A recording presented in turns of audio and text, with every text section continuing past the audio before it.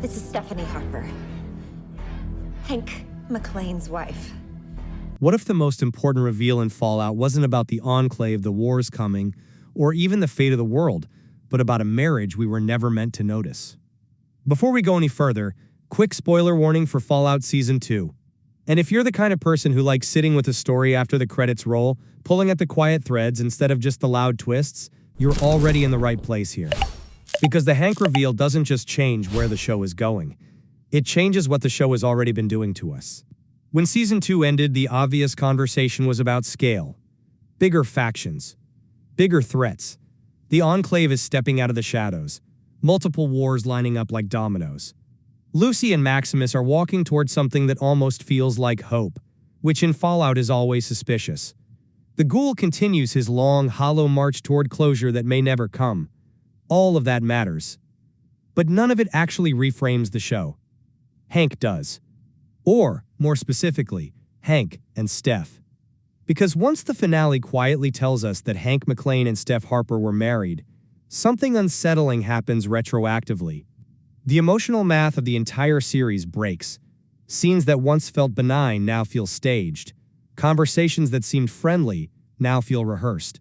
And characters we thought we understood suddenly feel like actors playing roles inside a system that's been lying longer than the apocalypse itself. What's fascinating is that the reveal isn't played like a twist. There's no dramatic sting, no big speech, just a flashback that lands with a dull thud and then sits there, daring you to rewatch the entire show with this new information burning in the back of your mind. Hank MacLean's wife.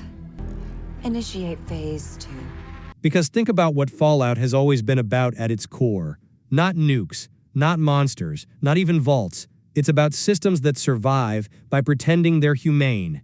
Systems that sell safety while practicing control. Systems that don't just outlive the world but outlive truth itself. Hank and Steph aren't just characters inside that idea.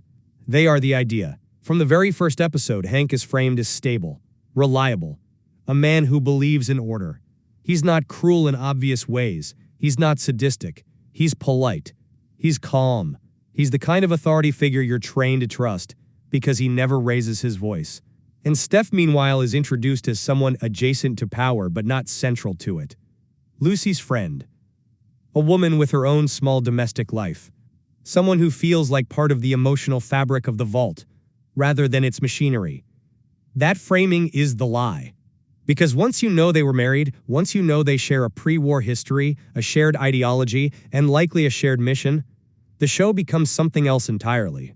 It becomes a long con. Suddenly, Steph isn't just an overseer doing her job. She's someone who has survived by adapting to systems of power for over 2 centuries. Steph was not born in Vault 31. Shit. She's 200 years old. And she's not even from America. A woman who escaped internment, crossed borders, and learned very early that survival doesn't come from righteousness. It comes from alignment. You don't fight the machine. You learn how to operate it quietly. And Hank isn't just the overseer of Vault 33. He's a legacy figure. A man who embodies the idea that Vault-Tec didn't just preserve humanity, it preserved hierarchy. It preserved marriages, alliances, and long-term influence. The apocalypse didn't reset the board, it froze it. That's the part that changes everything. We're used to thinking of the Vault Dwellers as people trapped in time, More Vault Dwellers. waking up into a future they don't understand. But Hank and Steph weren't frozen accidentally. They weren't victims of the system.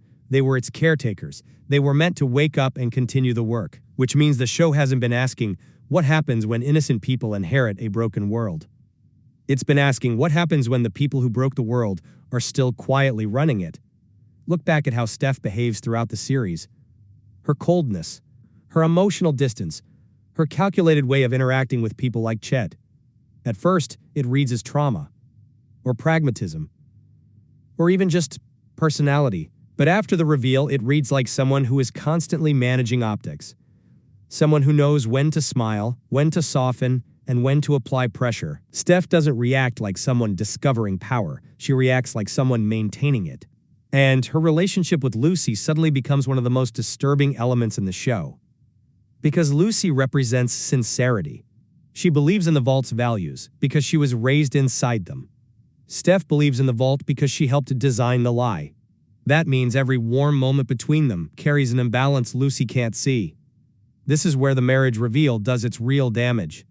It forces us to confront how much of the show's emotional grounding was built on assumed honesty. Hank, especially, benefits from this illusion. He's framed as a father first, an overseer second. His decisions are often contextualized through concern for his people, his vault, and his family. But knowing his past with Steph reframes that entirely. His choices stop being reactive and start feeling strategic. Why does he allow certain freedoms but clamp down on others? Why does he tolerate chaos in small doses but shut it down the moment it threatens structure? Because chaos is only useful when it reinforces the system. Too much of it exposes the scaffolding.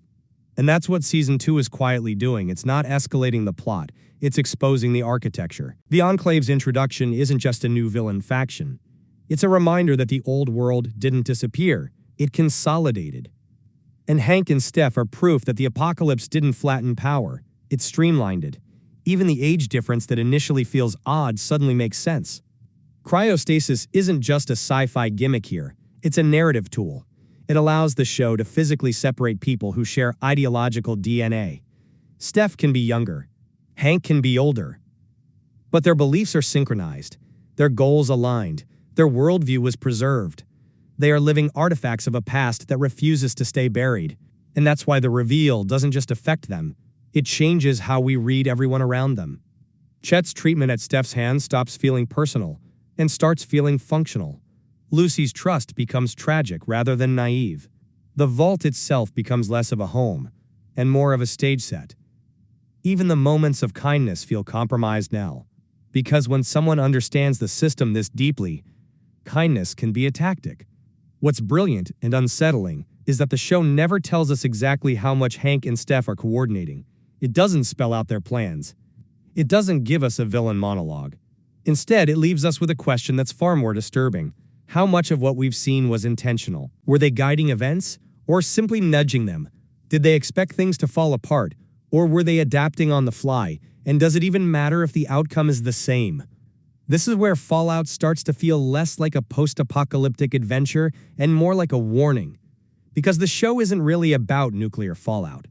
It's about institutional fallout. It's about what happens when systems outlast accountability, when the people who built the cage are still around to lock the door again.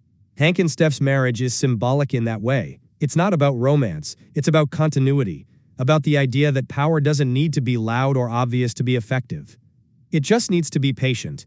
And patience is the most dangerous trait in this universe. Lucy and Maximus, walking toward a new future, feels hopeful on the surface. But now it also feels precarious, because they're stepping into a world that's been quietly shaped by people who have had centuries to plan. The Ghoul's journey toward his family feels personal, but it's also running parallel to a larger truth. The past isn't gone, it's just been waiting. Season 3, if it's smart, won't just escalate the conflict. It will force these truths into the open. It will make characters choose between inherited systems and earned morality. And Hank and Steph won't be villains in the traditional sense. They'll be something worse. They'll be reasonable. That's the real horror of the reveal. Not that they were married, but that it makes so much sense that the world of Fallout didn't just survive the end. It prepared for it. And once you realize that, the show stops being about whether humanity can rebuild. It becomes about whether humanity can actually let go of the structures that destroyed it in the first place. Because the most dangerous thing in a ruined world isn't violence. It's familiarity.